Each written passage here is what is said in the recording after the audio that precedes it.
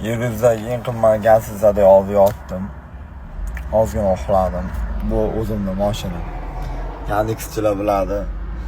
Yandexda ishlagan odamzod qanchalar puli ko'paysa ham hech qachon mehmonxonaga 2 soat uxlab olish uchun kirmaydi. Mashinasini eng qulay mehmonxona qiladi, eng qimmat mehmonxona qiladi. Astagina sidini tushirib yo orqaga o'tib 2 soat shunchaki uxlab oladi.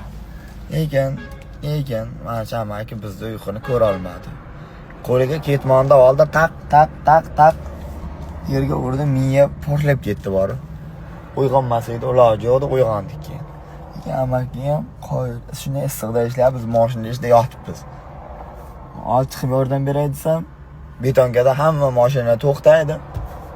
Keladi, biz olib ketadi. Shuning uchun shunaqa gaplar. Mashinada jimgina o'tiraman.